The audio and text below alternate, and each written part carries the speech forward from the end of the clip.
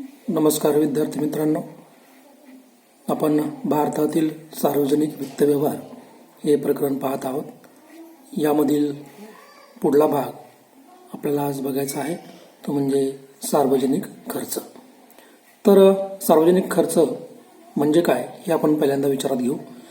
तर सार्वजनिक खर्च म्हणजे केंद्र शासन, राज्य सरकार, स्थानिक स्वराज्य संस्था यांनी नागरिकांचे संरक्षण, त्यांच्या सामूहिक गरजांची पूर्ती आणि लोकांच्या आर्थिक व सामाजिक कल्याणासाठी केलेला खर्च म्हणजे सार्वजनिक खर्च होय.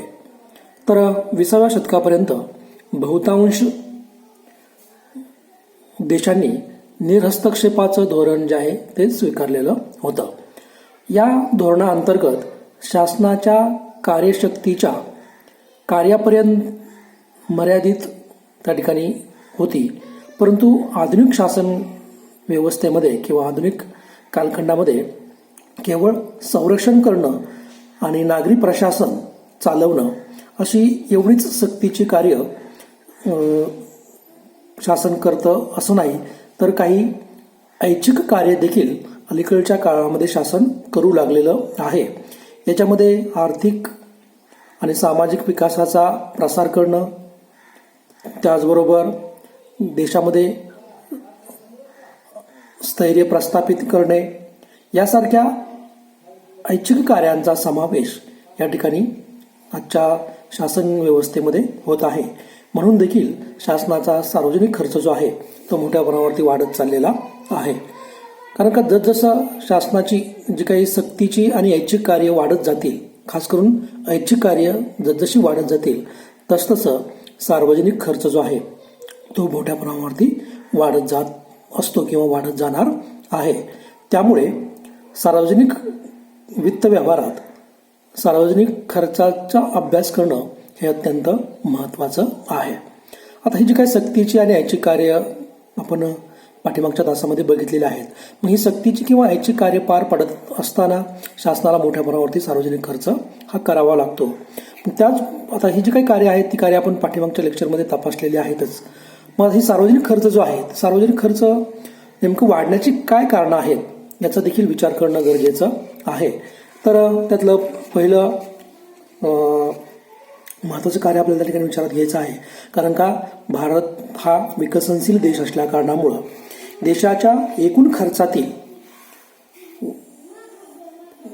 वाढ जी आहे ती वाढ होत असताना आपल्याला दिसून येते. कारण का भारत हा विकसनशील देश आहे, त्यामुळे सार्वजनिक खर्चामध्ये या विकसनशील देशाला किंवा अविकसित देशाला प्रथमतः खर्च जो आहे तो मोठ्या प्रमाणावरती करावा लागत असतो. त्याच्यामुळे सार्वजनिक खर्चामध्ये वाढ होत असते. मग ह्याच्या वाढीची जी काही कारणं आहेत त्यातलं पहिलं कारण आहे त्या म्हणजे शासनाच्या कार्यात वाढ. आता या अगोदर आपण प्रस्तावनेमध्ये बघितलेलं आहे की शासन 20व्या शतकापर्यंत बहुतांश काय करत होतं की निरहस्तक्षेपाचं धोरण त्या ठिकाणी राबवत होतं. आणि त्या निरहस्तक्षेपाच्या धोरणामुळं शासनाच्या ज्या काही कार्यशक्ती होत्या त्या कार्यशक्तीचे कार्य जे आहे ते कार्य मर्यादित स्वरूपामध्ये होतं. परंतु अलीकडच्या कालखंडामध्ये म्हणजे 21व्या शतकामध्ये किंवा आधुनिक कालखंडामध्ये शासन जे आहे ते केवळ संरक्षण आणि नागरी प्रशासन अशा सक्तीची कार्य जे आहेत तेवढंच पार पाडत नाही, तर या सक्तीच्या कार्याबरोबरती काही ऐच्छिक कार्य देखील त्या ठिकाणी पार पाडताना आपल्याला दिसून येत आहे. म्हणजेच शासनाच्या ह्या कार्यामध्ये मोठ्या प्रमाणावरती वाढ होत आहे. हे आपण पाठ्यभागच्या ह्याच्यामध्ये बघितलेलं आहे. मग ह्या आधुनिक विकासाकरिता किंवा आर्थिक विकासाकरिता आधुनिक शासन अनेक प्रकारचे कार्य पाडताना आपल्याला दिसत आहे. त्याच्यामध्ये मग सक्तीची कार्य आहेत आणि ऐच्छिक कार्यांचा देखील त्या ठिकाणी समावेश होतो. मग ही सक्तीची कार्य तर आपण बघितली की नागरी प्रशासन चालवणं, त्याचबरोबर देशाचं संरक्षण करणं ही तर सक्तीची कार्य त्या ठिकाणी करावीच लागतात. मग आता ही ऐच्छिक कार्य कोणती आहेत? त्याच्यामध्ये सार्वजनिक आरोग्य आहे, म्हणजे सार्वजनिक आरोग्याचा प्रसार करणं, त्याचबरोबर शिक्षण जे आहे ते शिक्षणाच्या संधी उपलब्ध करून देणं असेल, सार्वजनिक बांधकाम, मनोरंजन, समाज कल्याणकारी ज्या काही योजना आहेत त्या योजनाची प्रभावीपणे अंमलबजावणी करणं यासारख्या अनेक ऐच्छिक कार्यांचा याच्यामध्ये समावेश होतो. आणि मग या ऐच्छिक कार्य जशी वाढत जातील तसतसं सार्वजनिक खर्चामध्ये मोठ्या प्रमाणाची वाढ आपल्याला होताना दिसून येत आहे. मग शासन जे आहे ते शासन अशा सक्तीच्या आणि ऐच्छिक कार्यामध्ये सतत किंवा सातत्याने वाढ करताना आपल्याला दिसून येत आहेत.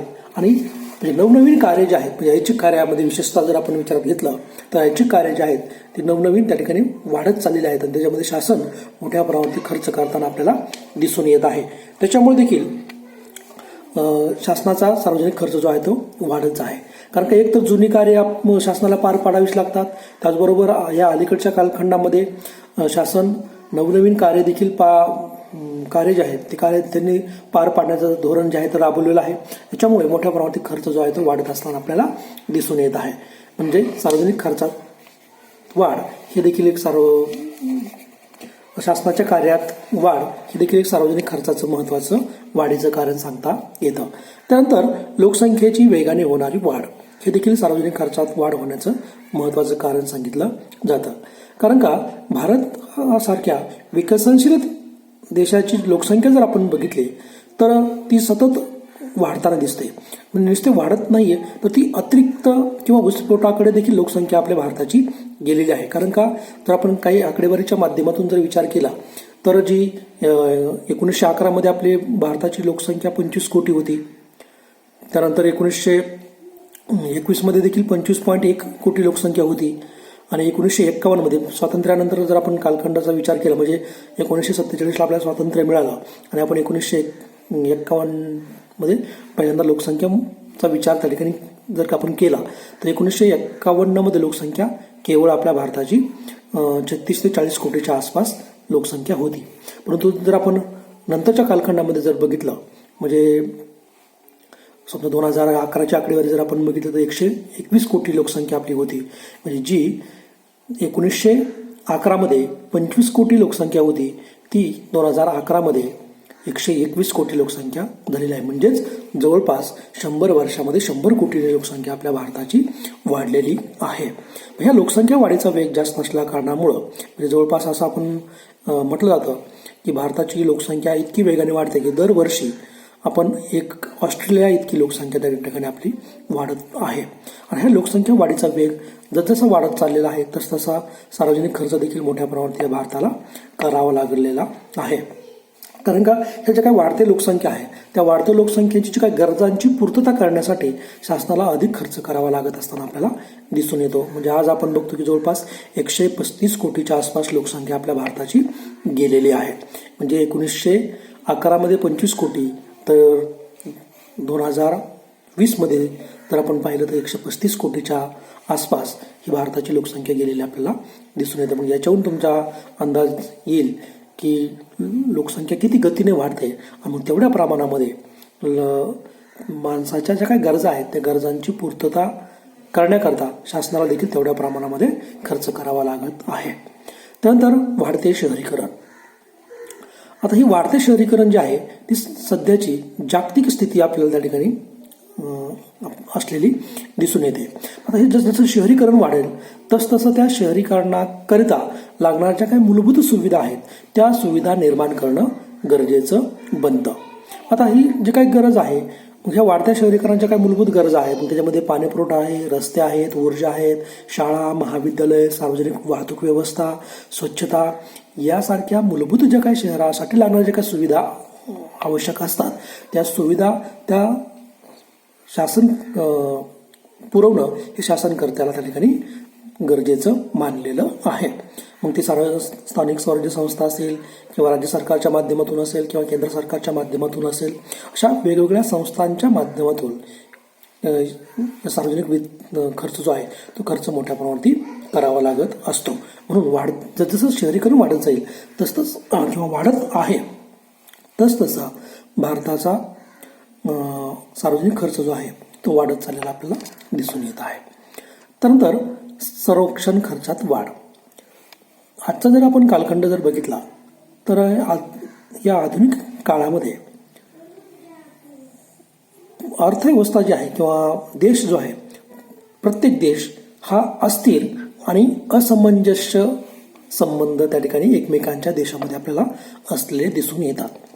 कारण का आता अस्थिर किंवा असमंजस्य आंतरराष्ट्रीय संबंध जे आहेत ते संबंधामुळं खऱ्या अर्थाने युद्धजन्य परिस्थिती निर्माण किंवा युद्ध नसताना देखील शासनाचा संरक्षणावरती मोठ्या प्रमाणावरती खर्च होत आहे.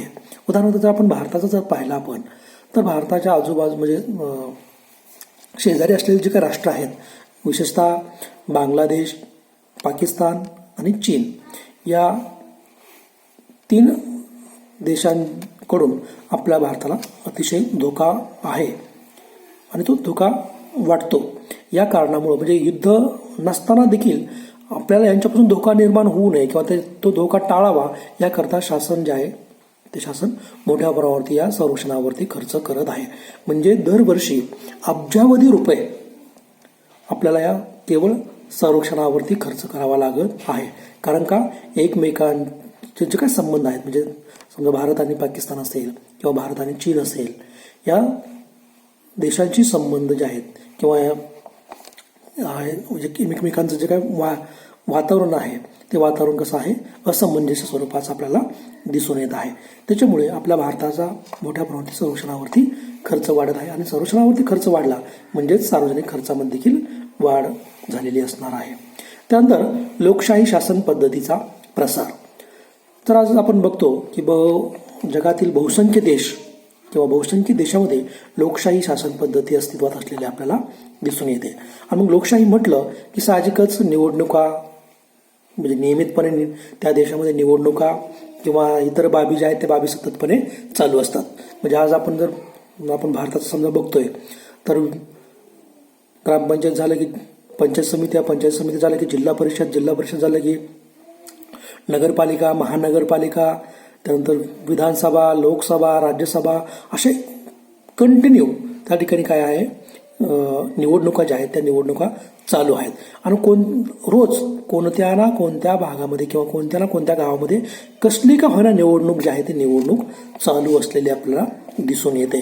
आणि मग साहजिकच ही जी काही निवडणूक पार पाडायची आहे ती सुद्धा कायदा आणि सुव्यवस्था राखून शांततेत कशी निवडणूक पार पाडली जाईल यासाठी शासनाला प्रयत्न करावे लागतात किंवा ते शासन प्रयत्न करतं.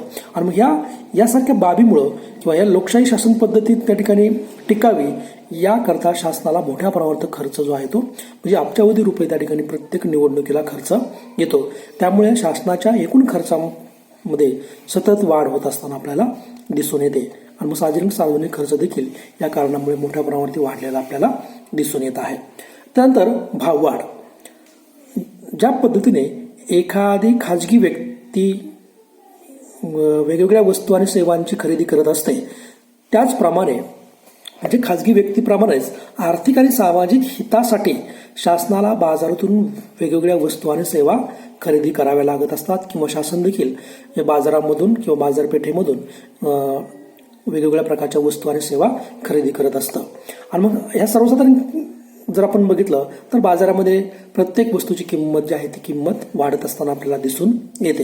ह्या किंमत वाढीच्या प्रवृत्तीमुळे शासनाचा खर्च देखील मोठ्या प्रमाणात वाढत चाललेला आहे किंवा शासनाचा देखील खर्च हा वाढावा लागत आहे. त्याच्यामुळे देखील सार्वजनिक खर्चामध्ये या सततच्या भाववाढीमुळे किंवा वेगवेगळ्या वस्तू आणि सेवांच्या किमती सतत वाढत चालल्या असल्या कारणामुळे शासनाचा देखील सार्वजनिक जो काही उपक्रम शासन राबवत आहे किंवा शासन जो खर्च करत आहे त्या खर्चामध्ये देखील दिवसेंदिवस वाढ होत असताना आपल्याला दिसून येत आहे. त्याच्यामुळे सार्वजनिक खर्चात या भाववाढीमुळे देखील वाढ झालेली आपल्याला दिसून येत आहे. त्यानंतर औद्योगिक विकास. आता औद्योगिक विकासामुळे अर्थव्यवस्थेमध्ये उत्पादन वाढ आणि म्हणजे अर्थव्यवस्थेमध्ये उत्पादन वाढ, रोजगार वाढ आणि एकूण वृद्धी जी आहे ती घडून येत असते. म्हणून औद्योगिक विकासासाठी शासन मोठ्या प्रमाणावरती खर्च करताना आपल्याला किंवा औद्योगिकरण कसं वाढेल यासाठी शासन मोठ्या प्रमाणावरती प्रयत्न करत आहेत. मग त्यासाठी विविध योजना ज्या आहेत त्या विविध योजना आणि कार्यक्रमावरती शासनाला खर्च करावा लागत आहे. परिणामी एकूण खर्चामध्ये वाढ होत असताना आपल्याला दिसून येत आहे. कारण का उत्पादन वाढवायचं म्हणजे किंवा औद्योगिकरण त्या ठिकाणी करायचं आहे म्हणजेच औद्योगिकरणाकरिता लागणाऱ्या ज्या काही मूलभूत सुविधा आहेत त्या सुविधा त्या भागामध्ये पोहोचवून किंवा पूर्ण करणं शासनाला अग्रक्रम त्या ठिकाणी द्यावा लागतो. कारण का त्याशिवाय त्या ठिकाणी एखादा खाजगी उद्योजक त्या ठिकाणी उद्योग टाकायला तयार होणार नाही. म्हणजे ज्या काही मूलभूत सुविधा लागतात, समजा रस्ते असतील किंवा त्यासाठी लागणारं पाणी असेल, वीज असेल, ह्या ज्या काही मूलभूत सुविधा आहेत त्या सुविधा त्या भागामध्ये अगोदर शासनाला निर्माण कराव्या लागतात किंवा त्या ठिकाणी त्या ठिकाणची जमीन अधिग्रहण करणं असेल तर त्यावरती शासनाला अगोदर खर्च करावा लागतो आणि त्यानंतर मग खाजगी उद्योजक त्या ठिकाणी उद्योग टाकायला तयार होतात. मग त्यासाठी शासनाचा मोठ्या प्रमाणावरती खर्च होत असतो. आता एक आहे की या औद्योगिकरणामुळे किंवा औद्योगिक विकासामुळे अर्थव्यवस्थेमध्ये उत्पादन वाढ होते, रोजगार वाढ होते आणि एकूण वृद्धी देखील वाढत असते. पण ही जर शासनाला वाढवायची असेल तर शासनाला अशा प्रकारचा खर्च हा करावाच लागणार आहे. म्हणून त्या ठिकाणी शासनाच्या सार्वजनिक खर्चामध्ये वाढ होताना असताना आपल्याला दिसून येते. त्यानंतर पुढलं एक कारण आहे ते म्हणजे आपत्ती व्यवस्थापन. आता अलीकडच्या काळामध्ये जर आपण विचार केला तर भूकंप, महापूर, वादळ, त्यानंतर सामाजिक अशांतता अशा नैसर्गिक आणि मानवनिर्मित आपत्ती ज्या आहेत त्या मोठ्या प्रमाणावरती आपल्याला किंवा वारंवार घडताना दिसून येत आहेत. आणि मग त्यापासून संरक्षण करणं असेल किंवा त्याच्यापासून त्या ठिकाणी त्याचं नियंत्रण ठेवणं असेल, अशा आपत्ती व्यवस्थापन नियंत्रण कायदा त्याच्यामुळेच त्या ठिकाणी 2005 आपण त्या ठिकाणी तयार केलेला दिसून येतो. आणि हे आपत्ती व्यवस्थापन करण्याकरता शासनाला मोठ्या प्रमाणावरती खर्च करावा लागतो. आज आपण बघतो प्रत्येक कोणत्या ना कोणत्या किंवा कोणत्याही ठिकाणी अशा प्रकारची जर आपत्ती आली तर सगळ्यात अगोदर त्या ठिकाणी शासनाला धावून जावं लागतं किंवा शासनाला खर्च त्या ठिकाणी करावा लागतो. जीवितहानी किंवा त्या नुकसान भरपाई त्या ठिकाणी काही वेळेस द्यावं लागते. म्हणजे चक्रीवादळ आला असेल किंवा महापूर आला असेल त्याच्यामध्ये मोठ्या प्रमाणावरती जीवितहानी, वित्तहानी होत असते. अशा वेळेस ती भरून काढण्याकरता किंवा त्याची नुकसान भरपाई त्या ठिकाणी शासनाला काही अंशी पैशाच्या स्वरूपामध्ये द्यावी लागते. मग त्याच्या वेळेस त्या आपत्तीमुळे देखील मोठ्या प्रमाणावरती खर्च हा करावा लागतो. किंवा दुष्काळ जर पडला तर त्या दुष्काळाचे निवारण करण्याकरता गुरांना लागणारा चारा असेल किंवा त्या ठिकाणी रोजगार पुरवणं असेल, अशा वेगवेगळ्या कारणामुळे किंवा ही देखील एक आपत्तीच आहे आणि या आपत्तीच्या कालखंडामध्ये मोठ्या प्रमाणात शासनाला खर्च हा करावा लागत असतो. किंवा भूकंप आला असेल तर भूकंपामध्ये मोठ्या प्रमाणावरती घरे किंवा अनेक नुकसान त्या ठिकाणी होतं. मग घराची पुनर्बांधणी करणं असेल किंवा त्यांचं योग्य ठिकाणी व्यवस्थापन करणं असेल तर अशा किंवा स्थलांतरित करणं त्या ठिकाणी असेल, अशा वेगवेगळ्या कारणासाठी शासनाला मोठ्या प्रमाणावरती हा खर्च जो आहे तो करावा लागत असतो. कारण का या आधुनिक कल्याणकारी अर्थशास्त्रामध्ये किंवा सामाजिक कल्याणकारी अर्थशास्त्राच्या माध्यमातून जर विचार केला तर प्रत्येक शासन त्या ठिकाणी राज्यासाठी कार्य करत असताना आपल्या त्या ठिकाणी दिसून येतं. त्याच्यामुळे सार्वजनिक खर्च जो आहे तो मोठ्या प्रमाणावरती वाढताना आपल्याला दिसून येत आहे. त्यानंतर दुसरा भाग याच्यामध्ये आहे ते म्हणजे सार्वजनिक उत्पन्न. आता सार्वजनिक उत्पन्नामधला त्या ठिकाणी आपल्याला विचार करायचा आहे ते म्हणजे सार्वजनिक उत्पन्न जे आहे ते उत्पन्न हे विविध स्रोताच्या माध्यमातून मिळणारं उत्पन्न आहे. किंवा सार्वजनिक उत्पन्न म्हणजेच काय तर विविध स्रोताद्वारे शासनाला मिळणारे एकूण उत्पन्न म्हणजे सार्वजनिक उत्पन्न होय. आता हे अर्थशास्त्राच्या अभ्यासात जे स्थान उत्पादनाचे आहे तेच स्थान सार्वजनिक वित्त व्यवहारामध्ये सार्वजनिक उत्पन्नाचे असलेले आपल्याला दिसून येते. मग ह्या जे काही सार्वजनिक उत्पन्नाची जी काही गरज आहे ती गरज सार्वजनिक खर्चामुळे निर्माण होत असते. कारण का जर एकीकडेच आपण असं गृहीत धरलं किंवा आपण असं म्हणतो की सार्वजनिक खर्च हा मोठ्या प्रमाणावरती वाढतोय, मग हा वाढणारा जो काही खर्च आहे किंवा जो काही अतिरिक्त खर्च आहे तो अतिरिक्त खर्च शासन कसं भरून काढणार तर जे काही शासनाचे उत्पन्नाचे मार्ग आहेत त्या उत्पन्नाच्या मार्गातून शासन अशा प्रकारचं तूट जे आहे तूट भरून काढण्याचा प्रयत्न करत असते. म्हणून सार्वजनिक उत्पन्नाची गरज त्या ठिकाणी कशामुळे निर्माण झालेली आहे तर सार्वजनिक खर्चामुळे निर्माण झालेली आहे. तर मग हे सार्वजनिक खर्चाचे जे काही स्रोत आहेत किंवा सार्वजनिक उत्पन्नाचे स्रोत जर आपण बघितले तर त्यातला पहिला स्रोत आहे तो म्हणजे कर किंवा त्यालाच आपण इंग्रजीमध्ये टॅक्स म्हणतो किंवा कर उत्पन्न. तर सर्वप्रथम आपण कर म्हणजे काय याचा विचार करू आणि मग त्याच्यानंतर कराचे प्रकार आपण त्या ठिकाणी विचारात घेऊ. तर पहिल्यांदा कर म्हणजे काय तर कोणत्याही विशेष लाभाच्या प्राप्तीशिवाय व्यक्तीने शासनाला दिलेले सक्तीचे देणे म्हणजे कर होय, अशी व्याख्या प्राध्यापक सेलिग्मन यांनी केलेली आहे. बघा परत एकदा, कोणत्याही विशेष लाभाच्या प्राप्तीशिवाय व्यक्तीने शासनाला दिलेले सक्तीचे देणे म्हणजे कर होय.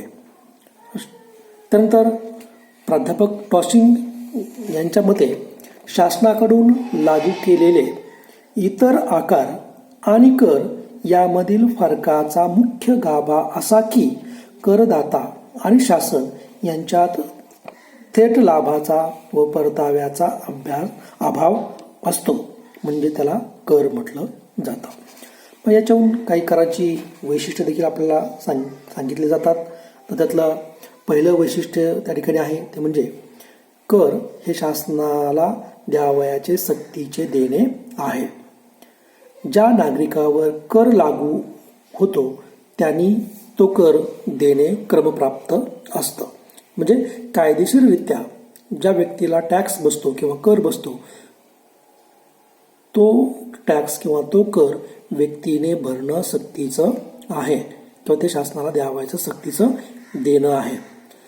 आणि मग हा कर सरकारी उत्पन्नाचा मोठा स्रोत त्या ठिकाणी आपल्याला सांगता येतो किंवा तो सांगितला जातो. कारण का सर्वात महत्त्वाचं उत्पन्न किंवा महसुली उत्पन्न मिळवून देणारा मार्ग म्हणजे कोणता आहे, तो कर आहे.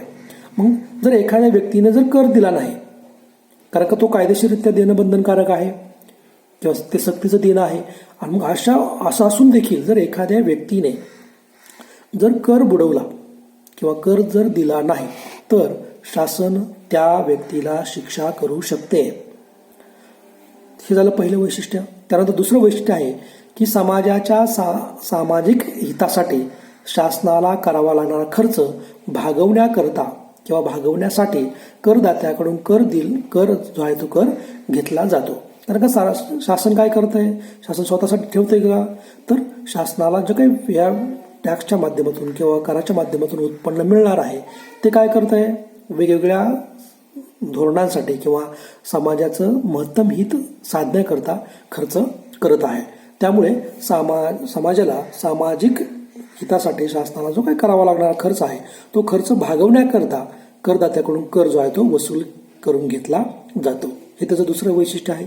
त्यानंतर तिसरं वैशिष्ट्य कराचं आहे ते म्हणजे कराच्या मोबदल्यात कोणत्याही करदात्याला शासनाकडून विशेष लाभ किंवा कोणताही थेट आणि प्रमाणशीर लाभ किंवा सेवा घेण्याचा अधिकार नसतो. म्हणजे उदाहरणार्थ समजा मी टॅक्स भरलेला आहे, मग मी टॅक्स भरला किंवा मी कर भरला म्हणून मला शासनाने विशेष असं काहीतरी त्या ठिकाणी अधिकार किंवा विशेष असा लाभ मला द्यावा याची अपेक्षा मी त्या ठिकाणी धरू शकत नाही. कारण का तो अधिकार त्या ठिकाणी आपल्याला घटनेने किंवा कायद्याने दिलेला नाही. म्हणून हे देखील एक महत्त्वाचं वैशिष्ट्य त्या ठिकाणी कराचं सांगितलं जातं. नंतर पुढलं एक वैशिष्ट्य त्या ठिकाणी आहे ते म्हणजे कर उत्पन्न मालमत्ता किंवा वस्तूवर व सेवावर लागू केला जातो. म्हणजे जे काही कर उत्पन्न आहे ते कर उत्पन्न मालमत्ता किंवा वस्तूवर व सेवावर त्या ठिकाणी लागू केला जातो. त्यानंतर पुढला याच्यामधला भाग आहे ते म्हणजे कराचे प्रकार.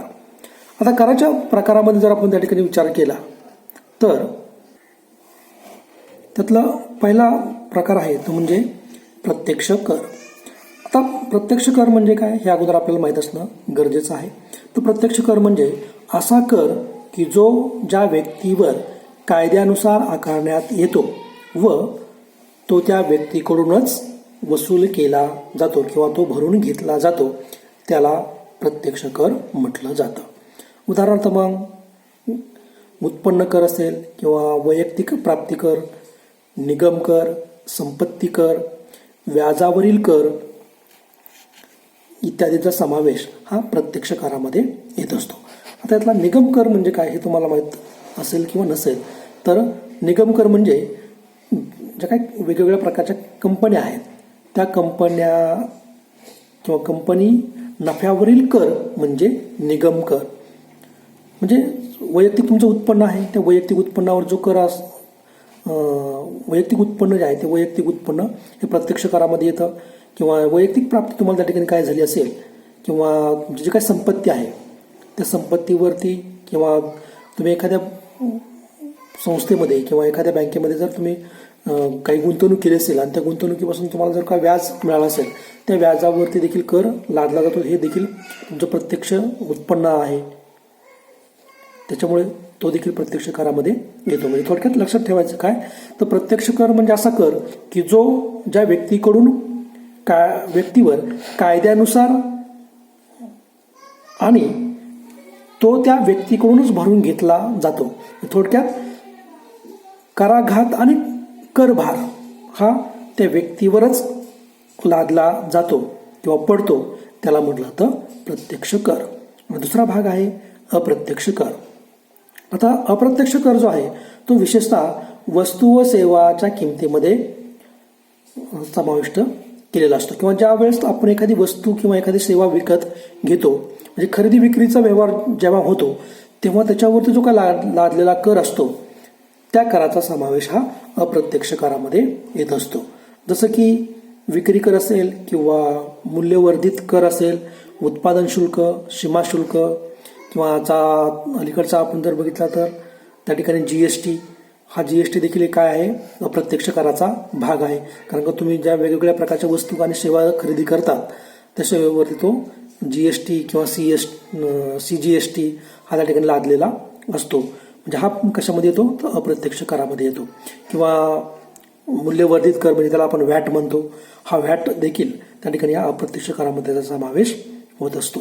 तर अशा पद्धतीने त्या ठिकाणी प्रत्यक्ष कर आणि अप्रत्यक्ष कर हे कराचे मुख्यतः दोन प्रकार त्या ठिकाणी सांगितले जातात. त्यानंतरचा पुढला भाग जो आहे तो उद्याच्या लेक्चरला आपण त्या ठिकाणी विचारात घेणार आहोत.